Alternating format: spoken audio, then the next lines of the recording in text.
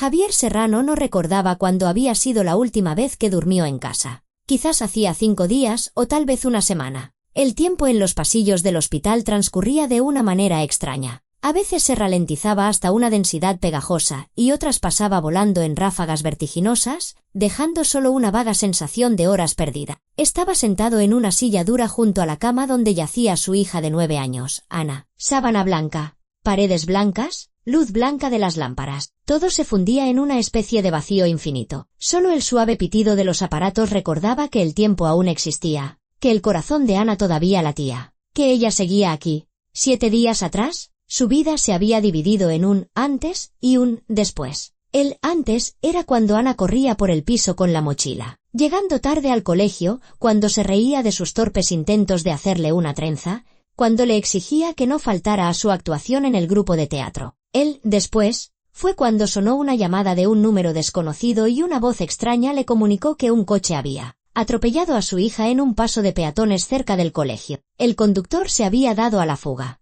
Las cámaras no habían captado la matrícula. Demasiado rápido, demasiado inesperado. Trajeron a Ana aquí, a una clínica privada, una de las mejores de la ciudad. Javier no escatimó en gastos, eligió la habitación más cara, los mejores especialistas. El director de la clínica, el doctor Salvatierra, le aseguró personalmente que harían todo lo posible. Y ya era el 7º día que Ana yacía en coma. Fracturas, lesiones internas, conmoción cerebral. Los médicos hablaban con evasivas. Su estado era grave, pero estable. Había que esperar. Javier había aprendido a odiar esa palabra. Esperar. Como si algo dependiera de su espera. Miraba el rostro de su hija, pálido, con ojeras, pero tan querido. Sus cabellos rubios, esparcidos por la almohada. Sus dedos delgados, inertes sobre la manta. Javier tomó con cuidado la mano de ella entre las suyas. Estaba fría, pero viva. Le susurraba cosas, aunque sabía que no podía oírle. Le contaba que el gato del vecino se había vuelto a colar en su balcón, que cuando despertara se irían a la playa sin falta. Llevaba tanto tiempo pidiéndolo. La puerta de la habitación se entreabrió en silencio. Javier ni siquiera se giró.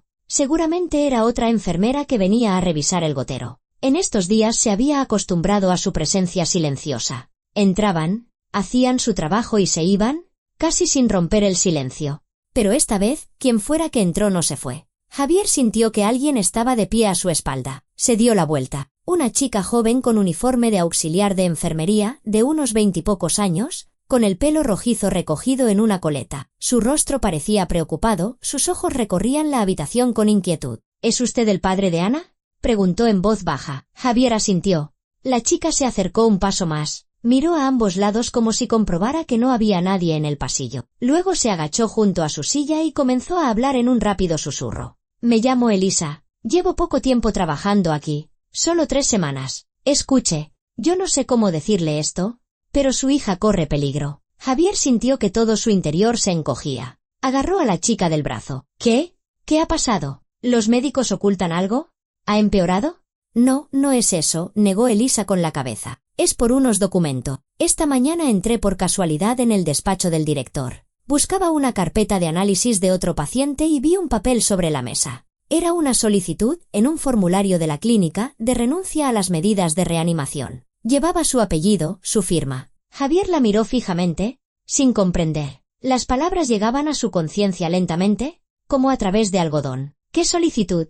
Yo no he firmado nada. Lo sé, susurró Elisa apresuradamente. Enseguida supe que algo no cuadraba. Porque usted está aquí todo el tiempo. Es evidente que no piensa renunciar a su hija. Yo le hice una foto al documento. Mire. Sacó el móvil, deslizó el dedo por la pantalla varias veces y se lo mostró a Javier. En la fotografía se veía un formulario con el logotipo de la clínica. El título, solicitud de renuncia a la realización de medidas de reanimación. Debajo, un texto impreso, yo, Javier Serrano García, padre de la paciente Ana Serrano, ingresada en la clínica CMI, solicito que se suspendan las medidas de reanimación en caso de un empeoramiento crítico de su estado y se desconecten los aparatos de soporte vital. La decisión ha sido tomada de forma consciente y voluntaria. Abajo, la fecha de hoy y una firma torpe que se parecía vagamente a la suya. Javier sintió que la sangre se le retiraba del rostro. Le temblaban las manos. Esa no es mi firma, graznó. Yo no he escrito eso. ¿Nunca quién? ¿Quién ha hecho esto? No lo sé con certeza. Elisa miró nerviosamente hacia la puerta. Pero anteayer por la tarde, cuando usted no estaba, vi a su esposa. Estuvo hablando un buen rato con el doctor Salvatierra en su despacho. La puerta estaba cerrada, pero pasé por delante y oí fragmentos, algo sobre un seguro, sobre dinero. Y esta mañana, ese documento ya estaba en la carpeta. Oí al director decirle a alguien por teléfono, todo está listo, mañana lo tramitamos. Victoria, su mujer. Javier cerró los ojos un segundo. Hacía 2 años, tras la muerte de su primera mujer a causa de un cáncer, se había sentido destrozado por el dolor. No sabía cómo seguir adelante, cómo criar a la pequeña Ana él solo. Y entonces apareció Victoria en su vida, brillante, guapa, segura de sí misma. Era 8 años más joven que él, trabajaba en un salón de belleza de moda, sabía vestir, sabía hablar. Javier se enamoró rápido, casi con desesperación. Le pareció que había encontrado la salvación, que Victoria sería una nueva madre para Ana. Pero con el tiempo,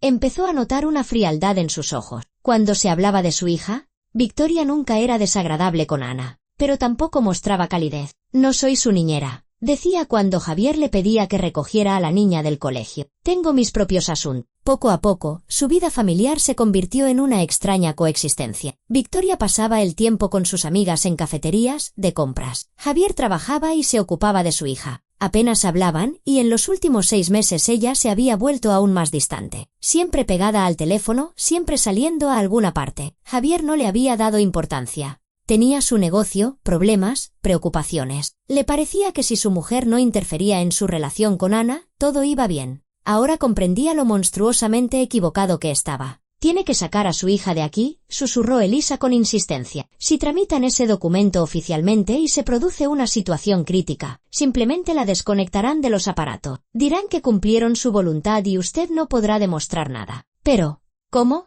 Javier se pasó una mano por la cara. No se la puede trasladar en este estado. Sí se puede. ¿Hay ambulancias medicalizadas? Equipo especial. Lo importante es hacerlo rápido, antes de que archiven el documento en el expediente principal. No sé de cuánto tiempo dispone. Quizás hasta mañana. O quizás solo hasta esta noche. Javier se levantó de un salto. La adrenalina le golpeó en las sienes. Apenas razonaba. Actuaba por instinto. Salió corriendo al pasillo. Encontró al médico de guardia, un hombre joven. Necesito ver al director. Inmediatamente. El médico intentó objetar, diciendo que el doctor Salvatierra ya se había ido a pasar ronda. Pero Javier no le escuchó.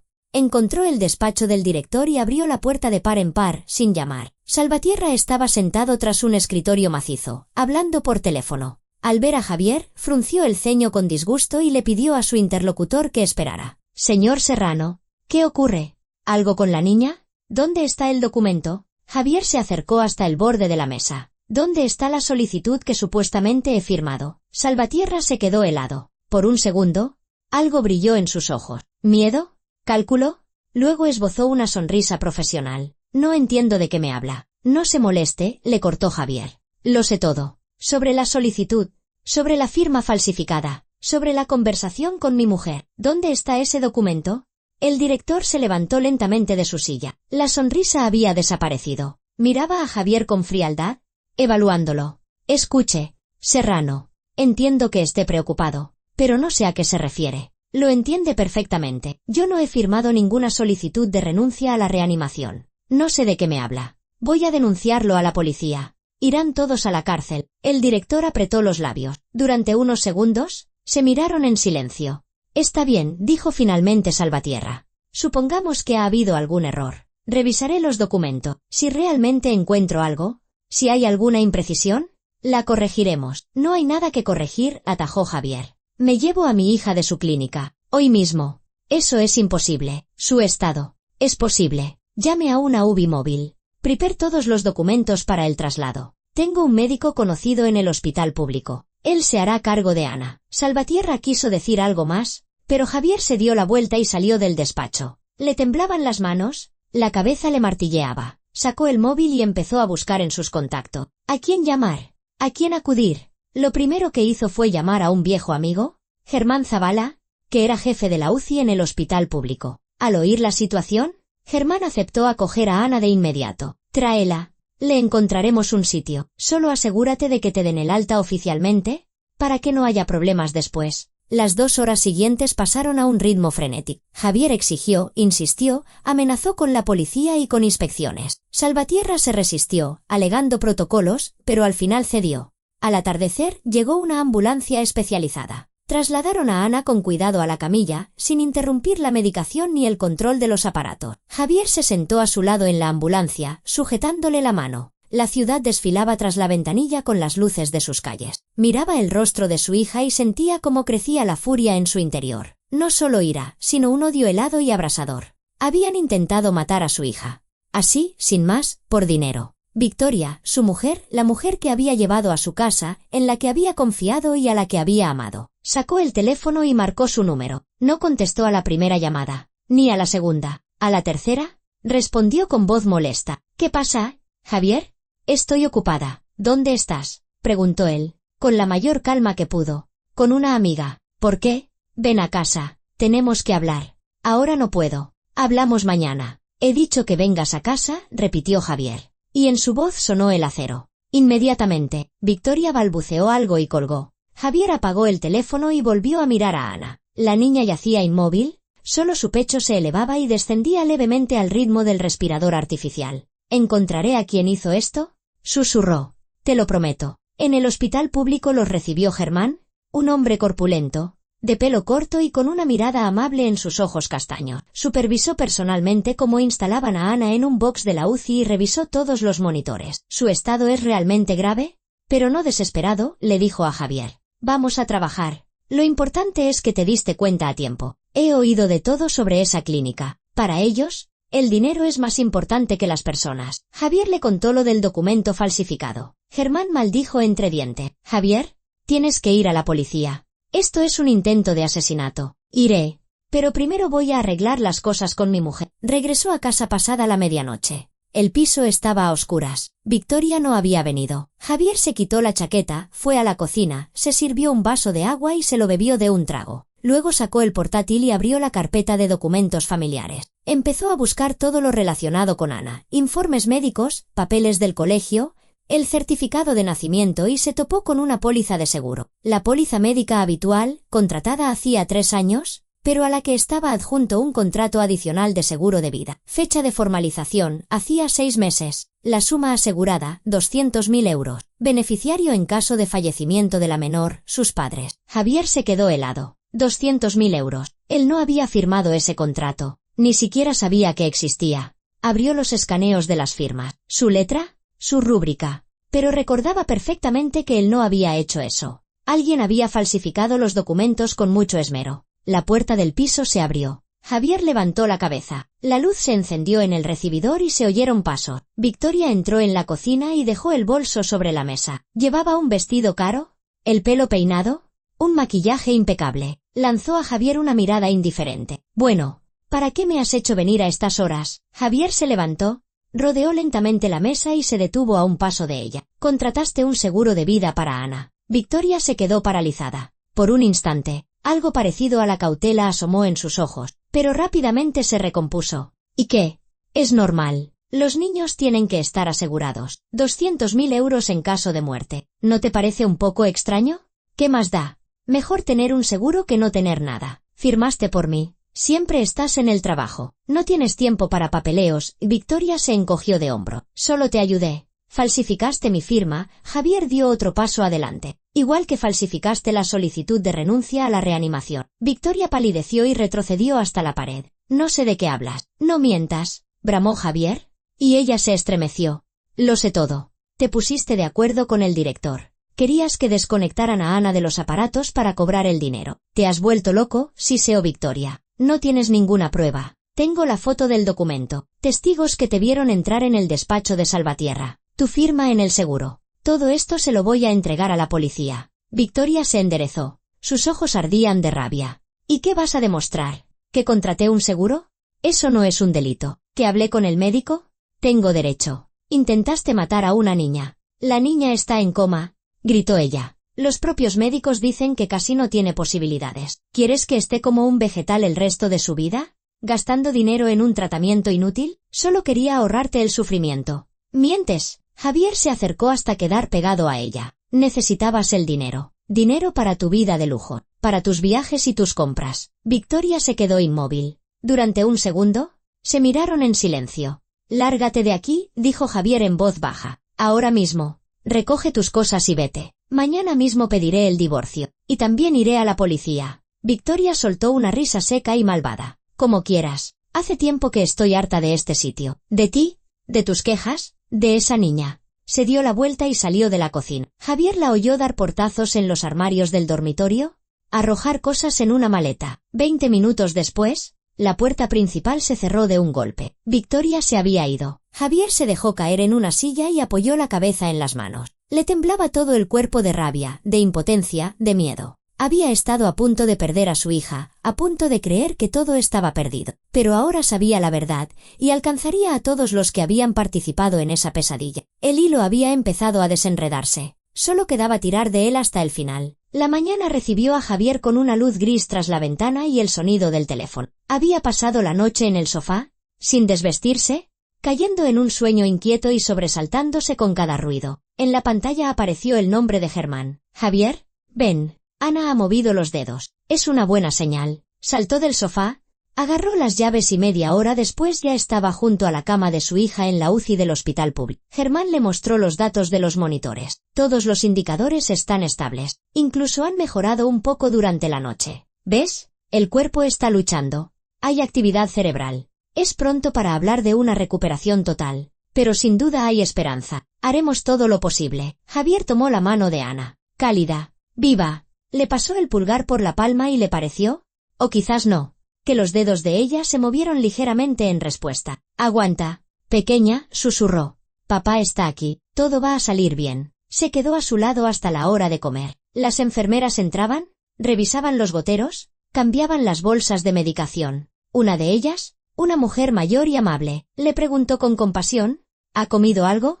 En la cafetería de la primera planta no se come mal. Javier asintió, pero no tenía hambre. Tenía un nudo en el estómago. La conversación de anoche con Victoria se repetía en su cabeza una y otra vez. Su voz fría, hace tiempo que estoy harta de este sitio. Su indiferencia hacia Ana, su disposición a sacrificar a una niña por dinero. ¿Cómo pudo haberse equivocado tanto? ¿Cómo pudo no ver que tras esa cara bonita se escondía el vacío?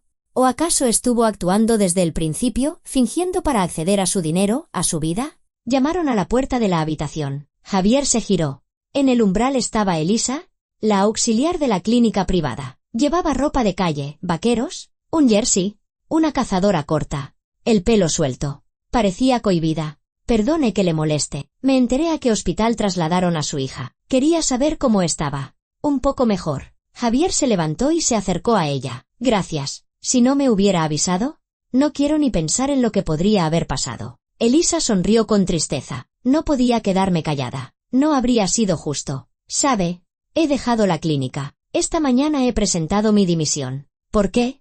Allí está todo podrido. Me di cuenta del todo. Salvatierra me llamó ayer por la tarde, después de que se llevara a su hija. Me preguntó si yo le había contado lo del documento. Le dije que no sabía de qué hablaba, pero no me creyó. Me dijo que si hablaba más de la cuenta, tendría serios problemas. Me asusté. Decidí irme antes de que fuera demasiado tarde. Javier frunció el ceño. ¿La amenazó? No directamente, pero el mensaje estaba claro. Presenté la dimisión y no pienso volver. Encontraré trabajo en otro sitio. Escuche, Javier sacó la cartera y tomó varios billetes. Coja esto. Ha perdido su trabajo por mi culpa. No, Elisa agitó las manos. No he venido por eso. Solo quería saber si la niña estaba bien. Y además, si necesita ayuda, un testimonio o algo así, estoy dispuesta a contar todo lo que sé. Javier guardó el dinero en el bolsillo. Gracias. Sin duda la llamaré. ¿Puede darme su número? Intercambiaron los contactos. Elisa miró una vez más a Ana. Le deseó una pronta recuperación y se fue. Javier la siguió con la mirada. Qué bueno que todavía existiera gente honesta. Gente que no estaba dispuesta a hacer la vista gorda ante la maldad por su propia tranquilidad. Volvió junto a su hija, pero ya no podía quedarse quieto. Los pensamientos se arremolinaban en su cabeza. Tenía que actuar. Tenía que reunir pruebas. Sacó de nuevo el teléfono y marcó el número de un amigo abogado. Máximo Cruz. Habían estudiado juntos en la universidad. Luego Máximo se dedicó al derecho y Javier a los negocios, pero habían conservado la amistad. Max, necesito tu ayuda. Es urgente. ¿Qué ha pasado? Javier le resumió la situación. Máximo escuchó en silencio, interrumpiendo solo para hacer preguntas aclaratorias. Entiendo, dijo finalmente. Javier, esto es grave. Falsificación de documentos, intento de estafa al seguro, posiblemente intento de asesinato. Tienes que ir a la policía inmediatamente. Pero primero, reunamos todos los papeles. Tráeme copias del contrato de seguro, de esa solicitud falsa, los informes médicos. Veré qué se puede hacer. Y también necesitamos un informe pericial caligráfico oficial que confirme que las firmas no son tuyas. De acuerdo. ¿Cuándo puedo pasar? ¿Esta tarde? Sobre las 6. Ven a mi despacho. Javier le dio las gracias y colgó. Miró el reloj, la 1:30. Tenía tiempo de sobra antes de la reunión. Podía ir a casa a recoger todos los documentos. Se inclinó sobre Ana y le dio un beso en la frente. ¿Vuelvo enseguida? Cariño. ¿De camino a casa? Paró en una copistería y imprimió la foto de la solicitud falsa del móvil de Ellis. Sosteniendo aquella hoja, sintió de nuevo como la rabia hervía en su interior. Una firma ajena. Una decisión ajena sobre la vida de su hija. ¿Cómo se habían atrevido?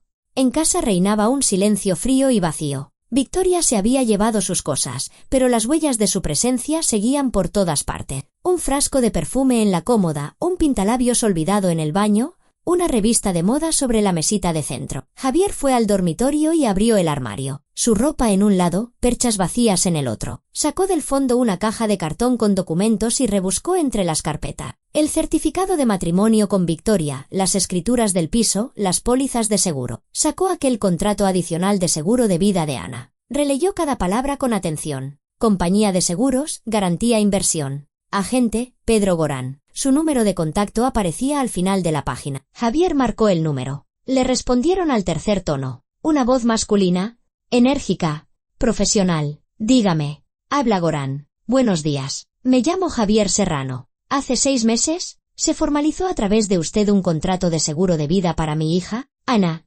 ¿Ah? Sí, recuerdo. Serrano. ¿Ha ocurrido algo?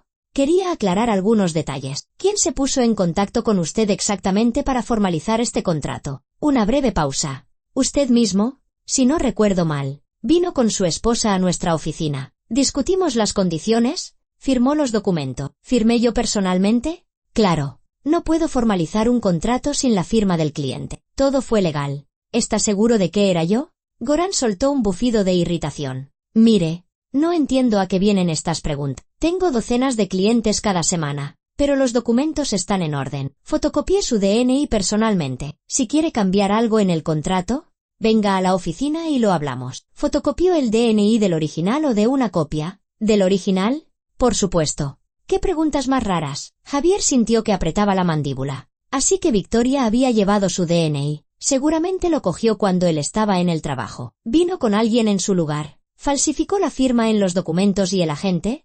¿Sin mirar demasiado? Lo tramitó todo. Gracias por la información, dijo secamente y colgó. El rompecabezas empezaba a encajar. Victoria lo había planeado con antelación. Contrató el seguro por una gran suma, y luego esperó a que ocurriera un accidente o incluso lo provocó. No, eso ya era paranoia. El coche atropelló a Ana por accidente, pero Victoria decidió aprovechar la situación. Se puso de acuerdo con el director Salvatierra, falsificó la solicitud de renuncia a la reanimación. Esperaba a que desconectaran a Ana de los aparatos. Luego cobraría el seguro y se iría tranquilamente del matrimonio con el dinero. Javier guardó todos los documentos en una carpeta, cerró el piso y fue al despacho de Máximo. El abogado lo recibió en una pequeña oficina en la tercera planta de un centro de negocio. Desplegó los papeles sobre la mesa y estudió cada uno con atención. Veamos, murmuró. El contrato de seguro se formalizó hace 6 meses. Tu firma, tu DNI, pero afirmas que no lo firmaste. Necesitamos un peritaje. Tengo un conocido perito calígrafo. Mañana mismo le enviamos los documentos. Esta copia de la solicitud falsa de la clínica también irá al peritaje. Además, el testimonio de la auxiliar, Elisa. Y el hecho de que sacaste a la niña de la clínica precisamente por ese documento. Ya es una base bastante sólida para una denuncia. ¿Es suficiente para abrir una investigación penal? Sí. A partir de ahí, la investigación se encargará. ¿Requisarán los documentos de la compañía de seguros? ¿Interrogarán al agente Gorán? ¿Al director Salvatierra? ¿A tu mujer? Si todo es como dices, irán a la cárcel. ¿Falsificación de documentos? ¿Estafa? ¿Intento de asesinato? Son penas graves. Javier sintió que se le quitaba un peso de encima. Había una posibilidad de castigar a los culpables. Una posibilidad de conseguir justicia. Max, Una pregunta más. Victoria dijo algo de que pensaba irse de viaje. ¿Podría abandonar el país ahora? ¿Mientras no haya ninguna orden contra ella? Podría. Pero en cuanto se abra el caso, emitirán una orden de búsqueda y captura. Así que hay que actuar rápido. Mañana por la mañana vamos a la comisaría. Pones la denuncia. Iré contigo para ayudarte a redactarlo todo correctamente. Quedaron en verse al día siguiente a las 10 de la mañana frente a la comisaría. Javier le dio las gracias a Máximo y salió a la calle. Anochecía. La ciudad encendía sus luces. En algún lugar, entre esas calles y edificios, estaba Victoria. Quizás ya estaba haciendo las maletas, preparándose para huir. Quizás estaba sentada con su amante, riéndose de lo bien que lo había tramado todo. Pero Javier no la dejaría escapar. La alcanzaría a ella y a todos los que la ayudaron. Volvió al hospital. Ana dormía, o más bien, yacía en el mismo estado de inconsciencia. Pero Germán dijo que su reacción a la luz había mejorado, las pupilas se contraían. Eso significaba que el cerebro funcionaba, que oía, que sentía, que estaba luchando. Javier se sentó a su lado, le tomó la mano y empezó a contarle sobre el verano pasado, cuando fueron a la casa del pueblo de sus padres. Como Ana ayudaba a la abuela a hacer mermelada de fresa, como el abuelo le enseñó a pescar en el estanque, como se sentaban todos juntos por la noche en el porche, bebiendo té y viendo el atardecer. Volveremos a ir, decía en voz baja. Este verano, sin falta. Verás qué bonito está todo. Nos bañaremos en el estanque, tomaremos el sol, te enseñaré a nadar de verdad, y aprenderás a montar en bici. El abuelo ya te ha comprado una, te está esperando. Le pareció que los dedos de Ana apretaban ligeramente su mano. ¿O se lo estaba imaginando? No lo sabía, pero quería creerlo. Por la noche, entró en la habitación la enfermera, la misma mujer mayor que por la mañana le había insistido en que comiera. Debería descansar. Hay una sala para familiares, un sofá, una manta. Duerma un poco.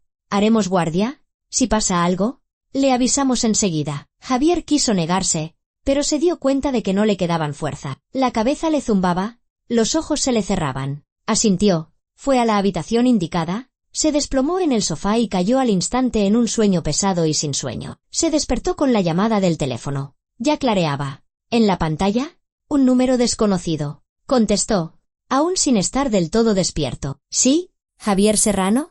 Una voz de mujer, joven, alarmada. Soy Teresa, una amiga de su mujer. Perdone que le moleste tan temprano. Victoria me pidió que no le dijera que se iba al extranjero, pero conozco su situación y no puedo callarme. Victoria le ha estado engañando. Tiene un amante y se van esta noche. Si quiere hablar algo con ella, más vale que se dé prisa. Javier se sentó en el sofá.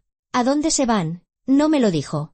Pero vi los billetes. A Turquía, creo. Ya está en el aeropuerto. Javier miró el reloj, las 7 de la mañana. Había quedado con Máximo a las 10. El aeropuerto estaba a 1 hora y media en coche. Si Victoria se iba, sería más difícil encontrarla. Tenía que actuar ya. Se levantó de un salto, cogió la chaqueta y salió corriendo de la habitación. Por el camino, llamó a Máximo. Max, ¿se va? ¿Esta noche?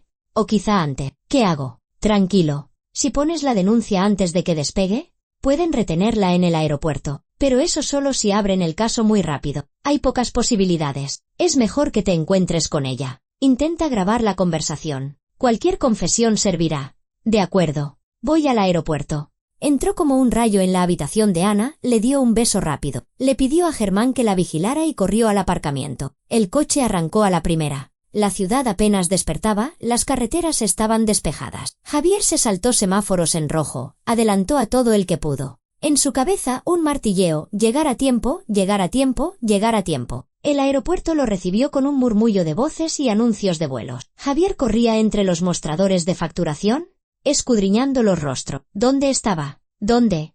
Y de repente, la vio. Victoria estaba en el mostrador de las aerolíneas turcas. A su lado, un hombre de unos 30 y tantos, alto, atlético, con una carachaqueta de cuero. ¿Su amante? Seguramente, Rodrigo. Recordaba haber oído ese nombre en una conversación con su amiga. Javier se acercó a ellos. Victoria se giró, lo vio y palideció.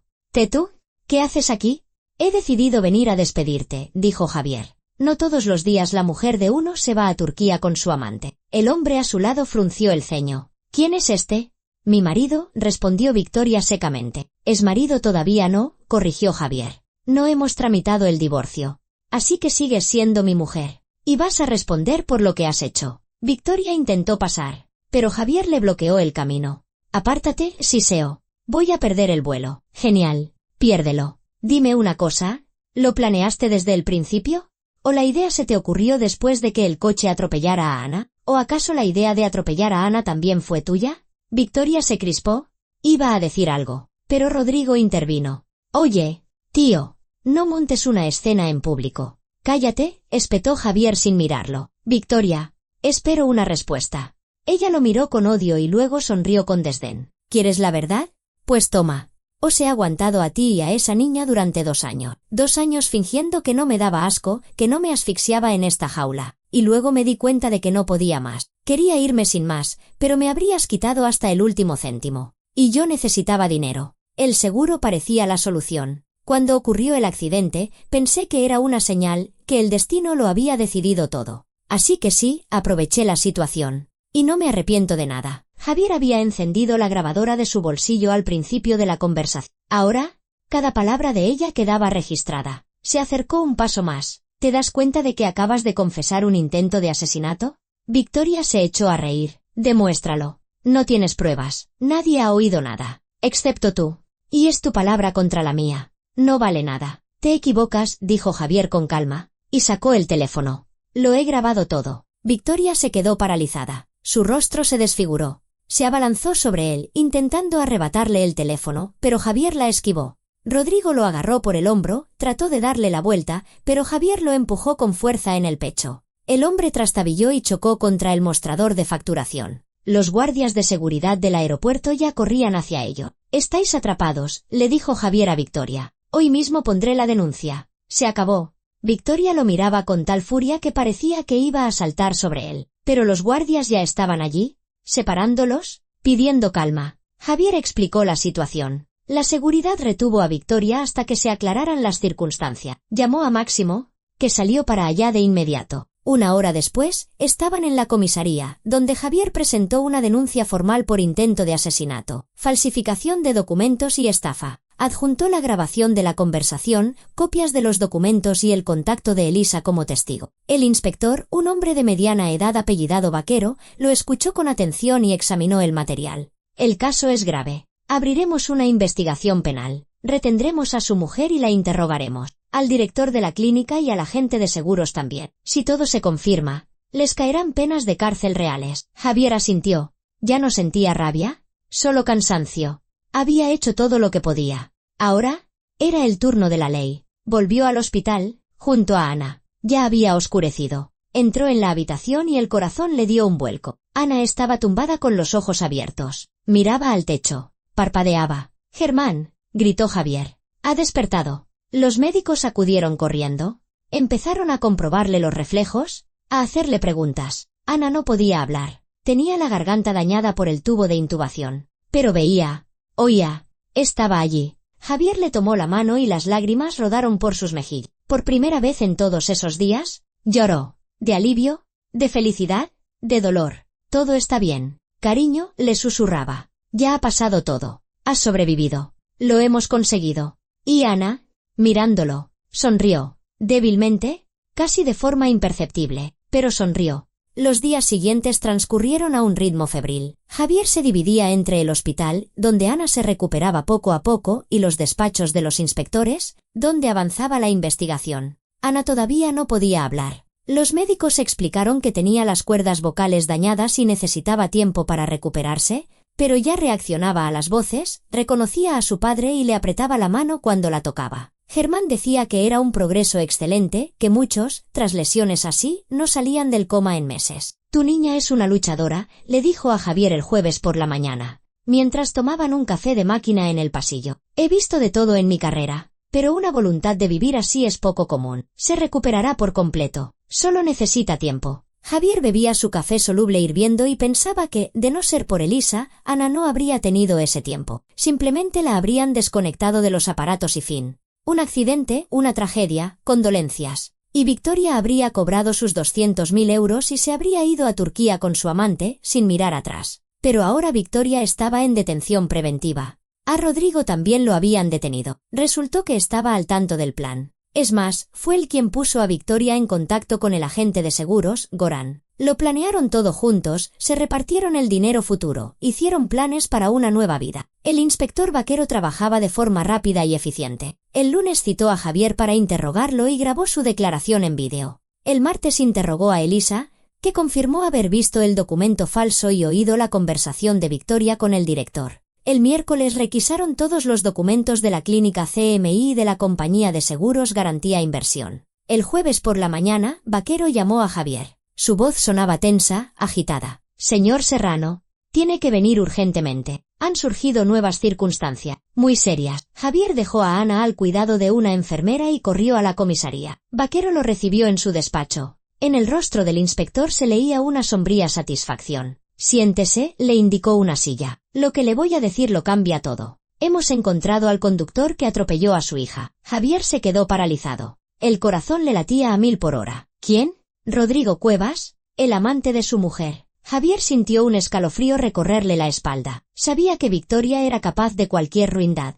Pero esto sobrepasaba todos los límites. ¿Cómo lo han sabido? Vaquero abrió una carpeta sobre la mesa y sacó varias fotografías. «Ayer requisamos el teléfono de Rodrigo. Tenía mensajes con Victoria de los últimos 6 meses. Una correspondencia muy detallada. No solo hablaban del seguro y los documentos falsos. Hablaban del propio accidente. Lo planearon». Le tendió a Javier unas hojas con los mensajes impresos. Javier las tomó con manos temblorosas y empezó a leer. Victoria le escribía a Rodrigo que esperar a que ocurriera un accidente era demasiado lento, que tenían que tomar el control. Rodrigo respondía que era peligroso, que podían descubrirlos. Victoria insistía, decía que si se hacía bien, nadie demostraría nada. Los niños son atropellados todos los días. Es algo habitual. Solo hay que elegir el momento. A continuación, discutían los detalles. Victoria le informaba del horario de Ana, de cuándo salía del colegio, qué ruta seguía a casa, por dónde cruzaba la calle. Rodrigo estudiaba el lugar, fotografiaba el cruce, comprobaba las cámaras de vigilancia. Descubrieron que una de las cámaras de esa zona llevaba un mes sin funcionar.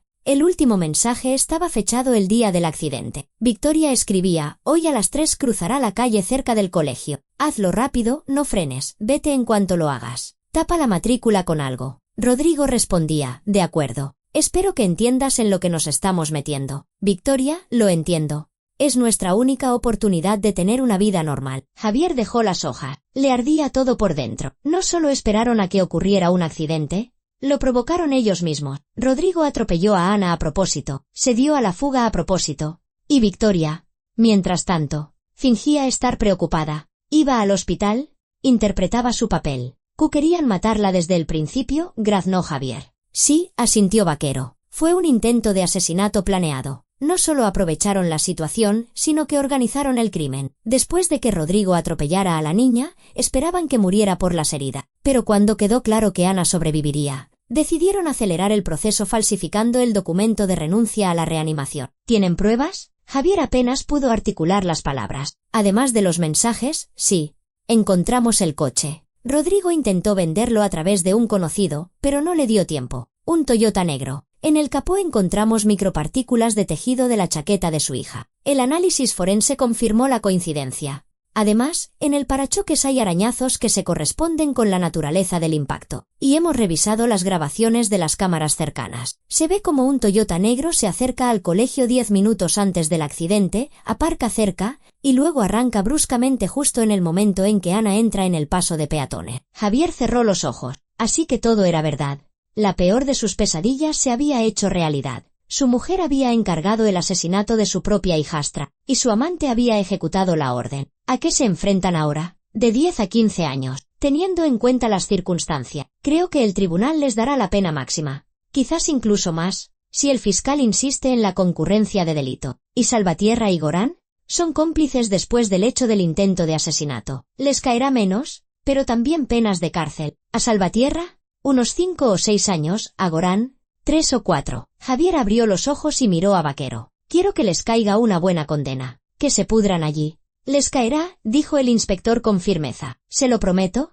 Estos casos no se dejan pasar. Al día siguiente, Vaquero organizó un careo entre Victoria y Rodrigo. A Javier le permitieron presenciarlo desde una sala contigua, a través de un espejo unidireccional. Vio cómo los llevaban a la sala de interrogatorio. Vaquero puso ante ellos las impresiones de los mensajes, las fotos del coche, los informes periciales. Bien, empezó. Tenemos la imagen completa del crimen. Cuevas, usted atropelló a una niña de 9 años por encargo de la señora Serrano. Serrano, usted organizó este crimen para cobrar el dinero de un seguro. Todo está demostrado. La única pregunta es si admiten su culpabilidad o si van a negarlo todo hasta el final. Victoria guardaba silencio, con la vista clavada en la mesa. Rodrigo se humedeció los labios. Nervioso. Yo no quería matarla, consiguió decir. Lo juro. Solo Victoria dijo que si lo hacía, estaríamos juntos, que conseguiríamos el dinero y nos iríamos. No pensé que llegaría tan lejos. Cállate, siseó Victoria. Prometiste no decir nada. ¿No decir nada? Rodrigo se volvió bruscamente hacia ella. ¿Te das cuenta de que nos van a caer 10 años? ¿10 años? Victoria, no pienso pudrirme en la cárcel por tus ambiciones. Fue idea tuya, gritó Victoria. Tú mismo propusiste provocar el accidente. Dijiste que era más fácil que esperar. Mientes. Rodrigo se levantó de un salto, pero un agente lo obligó a sentarse de nuevo. Tú lo planeaste todo. Vaquero escuchaba en silencio, tomando notas. Javier, de pie tras el cristal, escuchaba. Discutían como mercaderes en un mercado, echándose la culpa el uno al otro, intentando conseguir una rebaja en su condena. Y ninguno de los dos dijo una sola palabra de arrepentimiento por haber estado a punto de matar a una niña de 9 años. Finalmente, Vaquero los interrumpió. Suficiente. Ambos han admitido su participación en el crimen. Con eso basta para el juicio. Agentes, llévenselos. Cuando se los llevaron, Vaquero entró en la sala donde estaba Javier. Bueno, ¿suficientes pruebas? Más que suficientes, respondió Javier con voz hueca. Entonces, prepárese para el juicio. Empezará en un mes, y puede estar seguro de que recibirán lo que se merecen. Una semana después, mientras Javier estaba en una cafetería cerca del hospital, se le acercó Máximo. El abogado tenía una expresión seria. Javier, necesito enseñarte algo. He investigado un poco el pasado de Victoria. He encontrado cosas interesantes. Abrió su portátil y le mostró varios documentos. Mira. Antes de conocerte, Victoria trabajaba como recepcionista en un gimnasio. Un sueldo modesto, vivía en un piso de alquiler, pero constantemente pedía créditos para ropa, viajes, tratamientos de belleza. Cuando os conocisteis, tenía 3 créditos sin pagar por un valor total de casi 100.000 euros. No lo sabía, Javier frunció el ceño. Nunca me habló de deuda. Claro que no. Contaba con que tú las pagarías. Y lo hiciste. He encontrado los extractos. 2 meses después de la boda, todos sus créditos estaban saldados. Desde tu cuenta. Javier lo recordó. Victoria le había dicho entonces que le daba apuro, pero que si podía pedirle ayuda a su madre necesitaba una operación complicada y rehabilitación. Él no hizo preguntas, simplemente transfirió el dinero. Le pareció un detalle sin importancia, algo normal en una familia, así que iba a por el dinero desde el principio, dijo. Eso parece, pero eso no es todo. He encontrado información sobre Rodrigo. Tampoco era pobre, pero no nadaba en la abundancia. Trabajaba como comercial, ingresos medios, pero tiene antecedente. Hace 5 años, tuvo un accidente, atropelló a un peatón. Salió con una condena condicional porque demostró que no fue culpa suya. El peatón cruzó por un lugar no habilitado, pero el hecho es que ya había atropellado a alguien. Javier guardó silencio. El cuadro se volvía cada vez más claro. Victoria buscaba a un hombre con dinero que resolviera sus problemas financieros. Encontró a Javier, recién viudo, con una hija, vulnerable. Se casó con él, saldó sus deudas. Luego se dio cuenta de que la vida con una niña no le gustaba, que el dinero no era suficiente. Encontró un amante con un pasado delictivo. Y juntos idearon el plan. Me utilizó desde el principio, dijo Javier en voz baja. Sí, asintió Máximo. Por desgracia. Sí.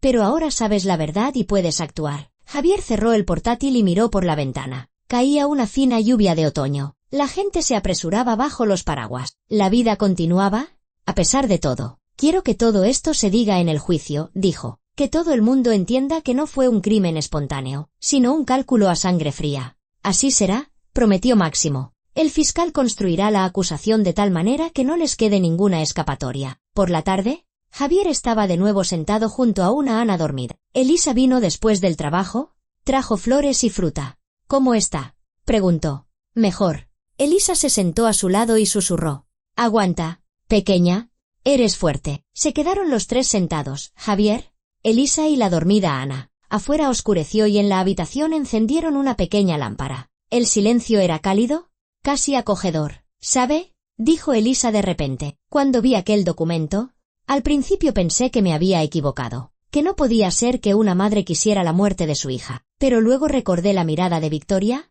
fría, indiferente, y comprendí que todo era posible. Ella no era su madre, dijo Javier. Nunca lo fue. Solo una mujer que vivía con nosotros en el mismo piso. Pero ahora Ana tendrá una familia de verdad, sonrió Elisa. Usted y ella.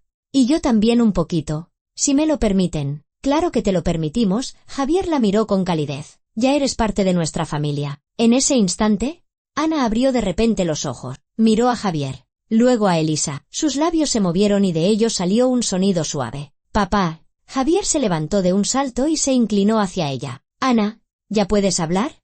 Ella parpadeó y asintió débilmente. Elisa corrió a llamar a los médicos. Germán llegó en un minuto. Empezó a comprobarle los reflejos, a iluminarle los ojos con una linterna. Está mejor, dijo con alivio. Por fin. Ana, ¿puedes hablar? Ana asintió. Germán sonrió. Genial. Eres una campeona. Pequeña. Javier estaba a su lado y las lágrimas le corrían por las mejillas. Había vuelto a él, por completo. Lo peor había pasado. Ahora solo quedaba conseguir justicia. ¿Y la conseguiría? Costara lo que costara. Después de que Ana empezara a hablar, su estado mejoró a pasos agigantados. A los 3 días ya podía decir frases cortas, aunque su voz era débil y ronca. A la semana, empezó a sentarse en la cama con ayuda de las enfermeras. Los médicos decían que era casi un milagro, una recuperación tan rápida después del coma. Javier pasaba con ella cada minuto libre, le leía libros, le ponía dibujos animados en la tablet, la ayudaba con los ejercicios. Elisa venía a diario, trabajaba con la niña, le daba masajes, y mientras tanto,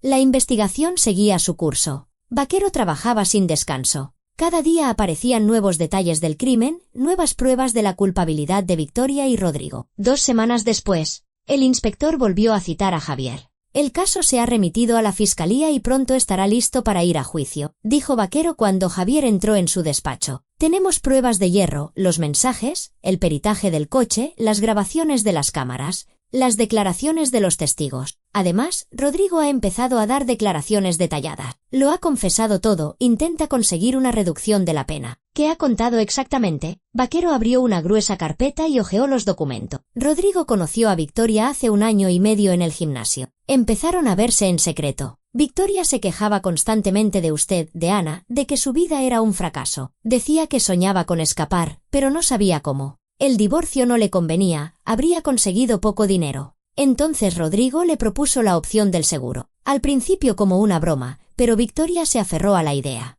Empezaron a planearlo. Javier escuchaba. 1 año y medio. Casi todo su matrimonio había sido una mentira. Victoria le engañaba. Tejía una conspiración. Preparaba un crimen. Contrataron el seguro hace 6 meses, continuó Vaquero. Victoria llevó su DNI a Gorán, falsificó la firma. Gorán hizo la vista gorda a cambio de una comisión. Luego esperaron el momento. Rodrigo dice que al principio planeaban provocar un accidente en casa, tipo una caída desde el balcón o un envenenamiento, pero era demasiado sospechoso. Entonces decidieron usar el coche. Los accidentes de tráfico ocurren constantemente. Es difícil demostrar la intencionalidad. Pero ustedes lo demostraron. Sí, porque fueron demasiado confiados. Se escribían por una aplicación de mensajería sin borrar los mensajes. Rodrigo ni siquiera limpió bien el coche. En el capó quedaron micropartículas. Además, cometió un error fatal. Se detuvo a la vuelta de la esquina después del golpe para comprobar si alguien había visto la matrícula. Lo grabó la cámara de una tienda cercana. Los expertos reconstruyeron la matrícula a partir de la grabación. La había tapado con algo, pero con el impacto se descubrió y se veía claramente. El coche estaba a nombre de su madre, pero él lo usaba constantemente. Vaquero sacó otro documento. Y esto es especialmente importante. Después de que Rodrigo atropellara a Ana, llamó a Victoria. La conversación duró 3 minutos. Javier sintió que se le helaba la sangre. Salvatierra también ha cantado, añadió Vaquero. Confesó que Victoria le ofreció 100.000 euros por su ayuda, la mitad de la suma del seguro. Salvatierra aceptó porque tenía deuda. Es médico, dijo Javier con voz hueca. Hizo el juramento hipocrático.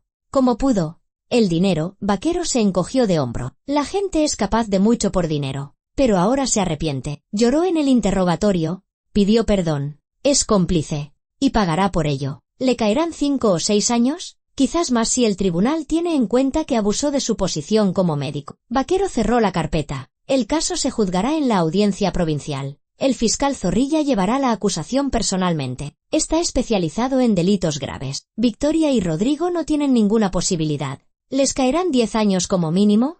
Quizás incluso más. Quiero estar en cada sesión, dijo Javier. Por supuesto.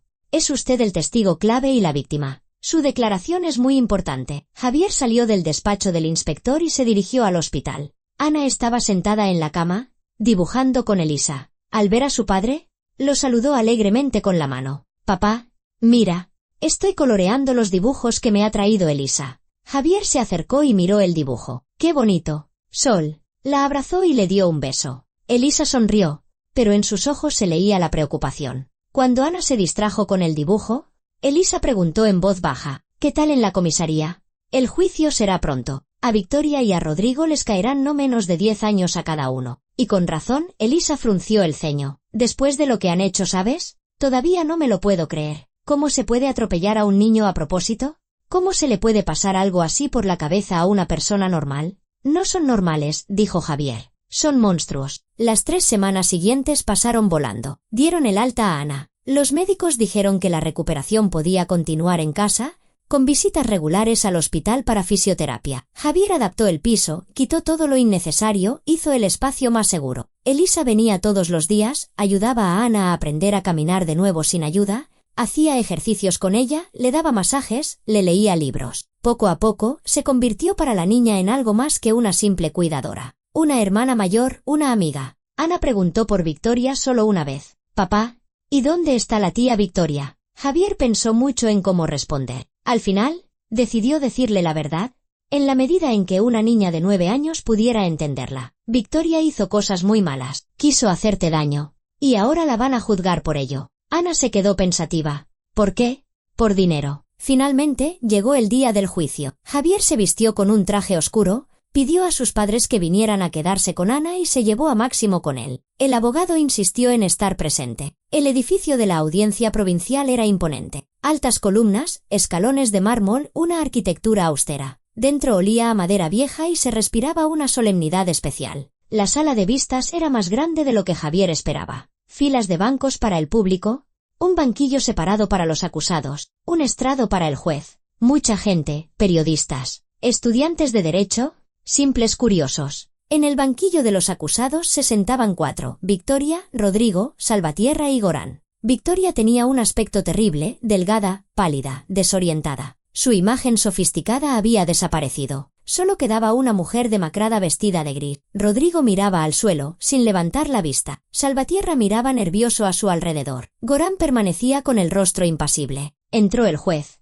un hombre de unos 50 años con rostro severo, vestido con la toga. Todos se pusieron en pie. Pueden sentarse. Se juzga el caso de intento de asesinato de la menor Ana Serrano, cometido por un grupo de personas con premeditación. El proceso comenzó. El fiscal Zorrilla, un hombre alto, canoso y con gafas, se levantó y empezó a leer los cargos. Hablaba con claridad, sin emoción, pero cada palabra estaba medida. Relató cómo Victoria Serrano y Rodrigo Cuevas planearon el asesinato de una niña de 9 años para cobrar el dinero de un seguro. Cómo formalizaron la póliza falsificando la firma de su representante legal. Cómo eligieron el día, la hora y el lugar para el crimen. Cómo Cuevas atropelló deliberadamente a la niña en un paso de peatones y se dio a la fuga. Cómo, después de eso, Serrano se puso de acuerdo con el director de la clínica, Salvatierra, para falsificar un documento de renuncia a la reanimación. Cómo planeaban desconectar a la niña de los aparatos de soporte vital para garantizar su muerte y cobrarlos 200.000 euros. La sala escuchaba en completo silencio. Alguien del público sollozaba. Los periodistas encendieron sus grabadoras. Luego, Zorrilla empezó a presentar las pruebas, las impresiones de los mensajes, la discusión de los detalles del asesinato, cómo pensaban repartirse el dinero. Mostraron las fotos del coche con las micropartículas de tejido en el capó. Mostraron la grabación de la cámara donde se veía el Toyota negro cerca del colegio. Mostraron el registro de llamadas. La llamada de Rodrigo a Victoria justo después del atropello. Victoria permanecía sentada, sin levantar la vista. Rodrigo parecía completamente hundido. Luego llamaron a los testigos. La primera fue Elisa. Se acercó al estrado. Le temblaba la voz, pero se mantuvo firme. Contó cómo vio el documento falso en el despacho de Salvatierra, cómo oyó la conversación de Victoria con el director, cómo decidió avisar a Javier. A pesar del miedo a perder mi trabajo, sabía que me estaba metiendo donde no me llamaban, decía Elisa, pero no podía callarme. Era la vida de una niña. Si me hubiera callado y la niña hubiera muerto, no podría haber vivido con ello. La abogada de Victoria, Una mujer joven de mirada fría intentó desacreditar a Elisa. Usted afirma que vio el documento por casualidad, ¿pero no será que lo buscaba a propósito? ¿Quizás quería perjudicar a mi defendida?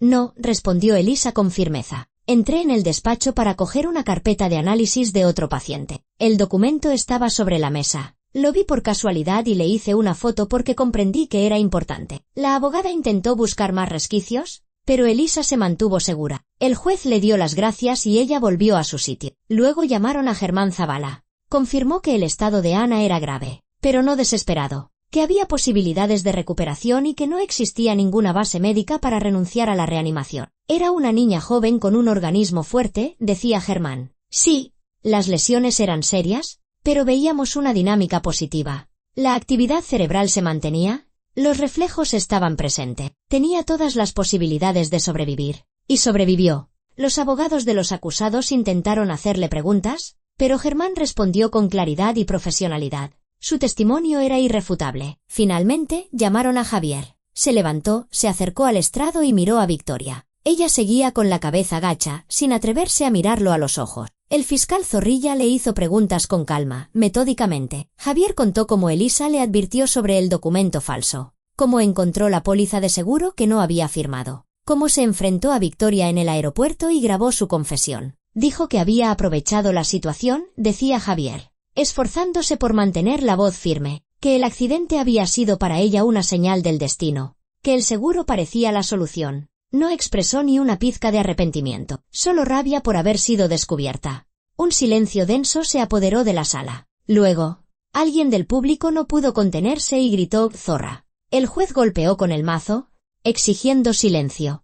El juicio duró 2 días. Interrogaron a los peritos, que confirmaron que las firmas de los documentos eran falsas. Le dieron la palabra a Gorán, que admitió haber tramitado el seguro sabiendo que la firma no era de Javier. Escucharon a Salvatierra, que lloraba y pedía perdón. Rodrigo declaró el último. Lo confesó todo, cómo atropelló a Ana, cómo huyó, cómo llamó a Victoria para informarle del éxito. Su abogado intentó demostrar que actuó bajo la influencia de Victoria, que ella lo manipuló. Pero el fiscal desmontó fácilmente esos argumentos, demostrando que Rodrigo era un participante de pleno derecho en el crimen, que lo planeó al mismo nivel que Victoria. Al tercer día, el juez se retiró a deliberar. Javier esperaba en el pasillo, bebiendo agua de un dispensador. Máximo estaba a su lado. ¿Cuál crees que será el veredicto?, preguntó Javier. El Máximo, respondió Máximo con seguridad. Hay demasiadas pruebas. El tribunal no puede absolver a gente así. 3 horas después, el juez regresó.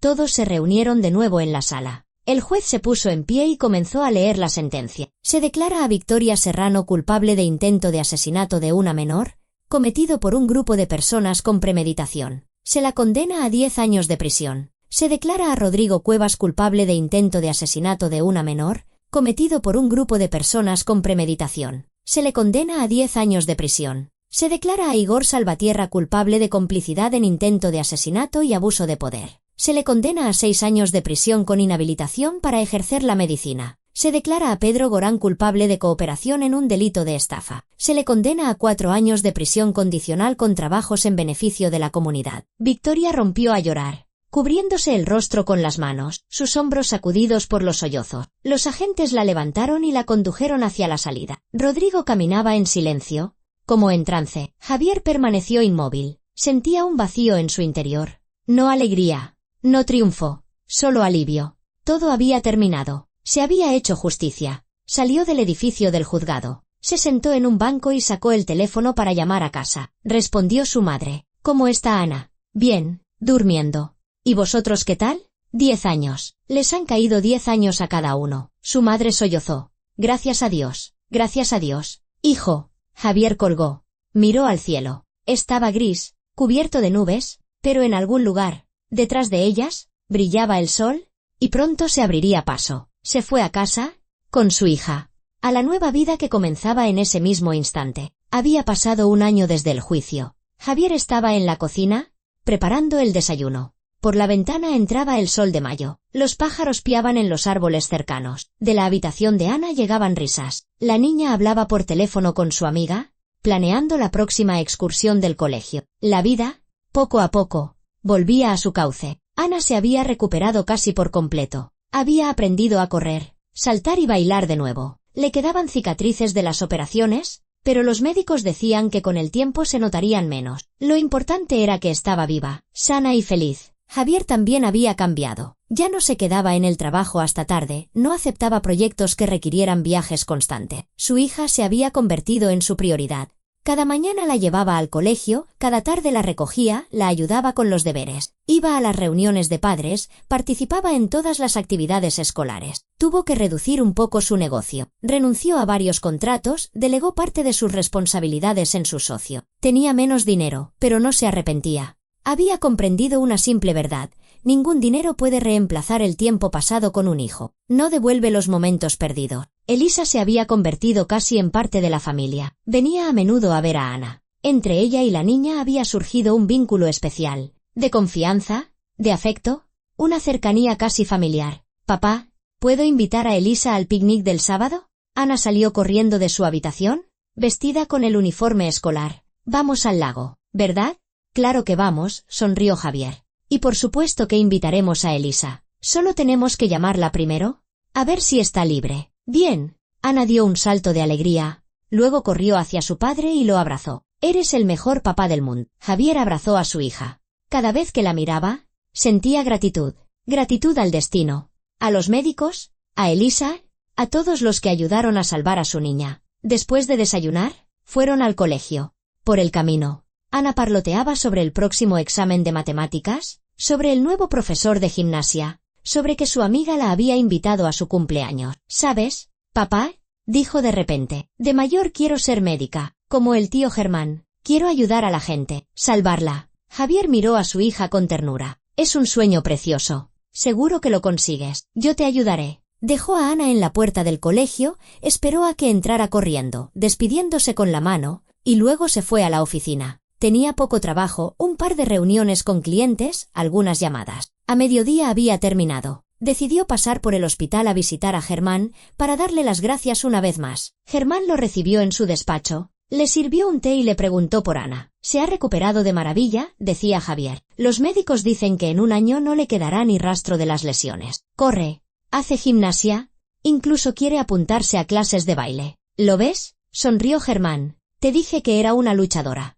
Esos niños tienen una voluntad de vivir enorme. Lo importante es que la sacaste a tiempo de aquella clínica. Si te hubieras quedado allí un día o dos más». No terminó la frase, pero Javier lo entendió. Si se hubiera quedado, Ana estaría muerta. Victoria y Salvatierra habrían llevado a cabo su plan. La habrían desconectado de los aparatos, habrían declarado su muerte, habrían pagado el seguro y nadie habría sabido nunca la verdad. «He oído que les cayeron 10 años», dijo Germán. «A tu exmujer y a su amante». «Sí, 10 años de cárcel». «A Salvatierra 6, pero con inhabilitación para ejercer la medicina». «Y con razón. Gente así no debería llevar una bata blanca. Todavía no entiendo cómo un médico puede hacer algo así. ¿Cómo se puede romper un juramento?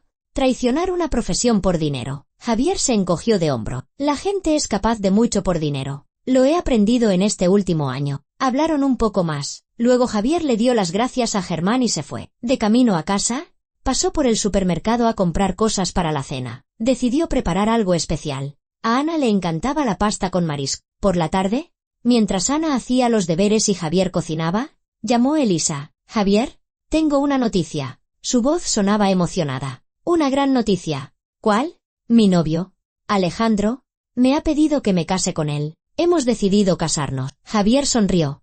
«Enhorabuena. Me alegro mucho por vosotros». «¿Cuándo es la boda?» «Dentro de 2 meses. Una ceremonia sencilla, solo los más cercanos. Y queremos que vengáis Ana y tú. Sois como mi familia». «Por supuesto que iremos. A Ana le va a encantar. Te quiere muchísimo». Después de hablar con Elisa, Javier llamó a Ana a la cocina y le dio la noticia. La niña soltó un grito de alegría y empezó a saltar por la habitación. «Elisa se casa. ¡Qué guay! ¿Puedo ser la dama de honor? ¿Puedo?» «Habrá que preguntárselo a Elisa», rió Javier. «Ahora mismo la llamo». Ana cogió el teléfono y se fue corriendo a su cuarto. Javier oía su voz emocionada, su risa. Estaba de pie junto a los fogones, dando la vuelta a la pasta en la sartén, y pensaba en cómo había cambiado su vida. Hacía un año, estaba sentado en un hospital, sin saber si su hija sobreviviría, luchando contra criminales, reuniendo pruebas, buscando justicia. Y ahora estaban allí, vivos, sanos, felices, con nuevos amigos, nuevos planes, y una nueva comprensión de lo que de verdad importa. Pasaron varios meses más. En verano, volvieron a la casa del pueblo de los padres de Javier. Ana correteaba todo el día por el jardín, se bañaba en el estanque, ayudaba a la abuela en el huerto. El abuelo le enseñó a pescar. Contaba con entusiasmo cómo había pescado su primera carpa. Elisa y Alejandro vinieron a pasar el fin de semana. Javier lo conoció mejor. Un joven alto, de unos 30 años, con un rostro abierto y ojos amables. Alejandro trabajaba como fotógrafo, amaba la naturaleza y se llevaba muy bien con los niños. Ana le cogió cariño enseguida. «Tío Alejandro, ¿vais a vivir muy lejos de nosotros?», preguntó una noche durante la cena en el porche. «No.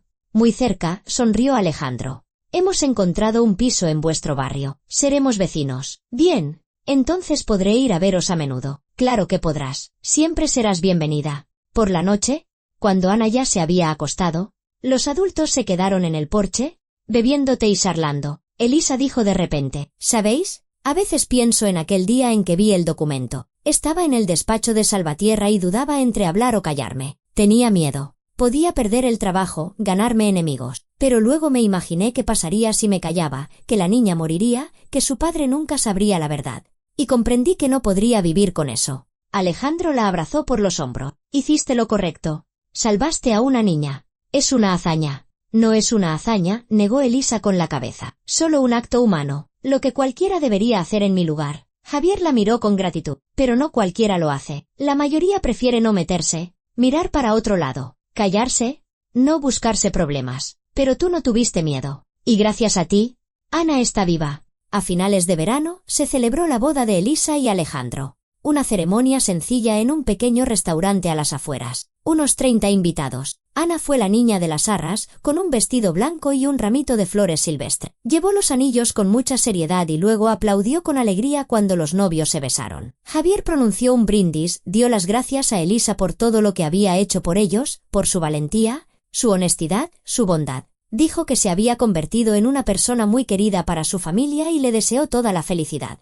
Elisa lloraba de alegría. Alejandro la abrazaba, la besaba. Los invitados felicitaban a los recién casados, les daban regalos, cantaban. Por la noche, cuando la fiesta terminó y todos se habían ido, Javier estaba sentado en el balcón de su casa, mirando el cielo estrellado. Ana dormía en su habitación, abrazada a un oso de peluche. En el piso reinaba la calma. Javier pensaba en el año que había pasado, en todo lo que habían superado, el dolor, el miedo, la lucha, pero también la victoria, la justicia, la esperanza. Victoria y Rodrigo estaban en la cárcel. Habían perdido su libertad, su reputación, su futuro. Salvatierra nunca más podría ejercer como médico. Gorán había perdido su carrera. Todos habían pagado por sus crímenes. Y los que habían luchado por la verdad habían encontrado una nueva vida. Javier y Ana estaban más unidos que nunca. Elisa había encontrado su felicidad. Germán seguía salvando vidas. Máximo seguía ayudando a que se hiciera justicia. Javier sacó el teléfono, abrió la galería y repasó las últimas fotos. Ana en los columpios del parque. Ana con un diploma por sus excelentes notas. Ana en la boda de Elisa. En todas las fotos. Sonreía. Viva, feliz, querida. Recordó aquel día terrible en que lo llamaron del hospital. Recordó cómo se sentaba junto a su cama, sin saber si despertaría. Recordó las palabras de Elisa: sé cómo salvar a su hija. Si no fuera por Elisa, Ana no estaría aquí. Ese pensamiento todavía le provocaba un escalofrío. En otoño, Ana empezó cuarto de primaria. Estudiaba bien, era activa, participaba en todas las actividades del colegio. Tenía muchos amigos y amigas. Los profesores la elogiaban por su esfuerzo y su bondad. Un día de noviembre, mientras volvían del colegio a casa, Ana preguntó de repente: «Papá, ¿tú la has perdonado?». Javier se detuvo frente a su hija y dijo: «Cariño, hay cosas que no se pueden perdonar. Victoria quería que tú no existieras. Provocó el accidente a propósito. Quería cobrar dinero por tu muerte. Eso es imperdonable. Pero está en la cárcel. La han castigado. Quizás ahora lo esté pasando mal y se arrepienta». Javier suspiró. Su hija crecía buena y compasiva, incluso con quienes le habían deseado el mal. Quizás se arrepienta, pero eso no anula lo que hizo. Ana, tienes que entender que perdonar no es una obligación. No tienes que perdonar a quienes te han hecho daño, sobre todo si ese daño fue intencionado. Malicioso. Lo entiendo, asintió Ana. No la perdono. Solo quería saber si tú la habías perdonado. No. No la he perdonado. Y nunca la perdonaré. Pasó otro medio año. Ana celebró su cumpleaños. Javier organizó una fiesta en casa, invitó a las amigas de Ana, a Elisa y Alejandro, a Germán, a Máximo, a sus padres. El piso se llenó de risas, música y alegría. Ana sopló las velas de la tarta, pidiendo un deseo. Javier estaba a su lado, abrazándola por los hombros. La miraba reír, miraba cómo le brillaban los ojos, lo feliz que era, y comprendía que habían pasado por un infierno, pero habían salido victoriosos. Se habían hecho más fuerte, se habían convertido en una familia en el verdadero sentido de la palabra. Por la noche, cuando los invitados se fueron, Ana estaba sentada en el sofá, abriendo los regalos. Javier se sentó a su lado. ¿Te ha gustado la fiesta? Mucho. Ha sido el mejor cumpleaños de mi vida. Me alegro. ¿Sabes? Hace un año pensaba que nunca más celebraríamos tu cumpleaños, que te había perdido. Ana se acurrucó contra él. Pero no me perdiste, porque luchaste por mí. Y lucharé siempre. Te lo prometo. Se quedaron sentados, abrazados. Pronto llegaría un nuevo año, nuevos planes, nuevos sueños. La vida continuaba. Y era maravillosa. La justicia había triunfado. Los criminales habían recibido su merecido, y los que lucharon por la verdad habían encontrado la auténtica felicidad. El mal había sido castigado, el bien había vencido, y la vida, tan frágil y preciosa, continuaba en toda su plenitud.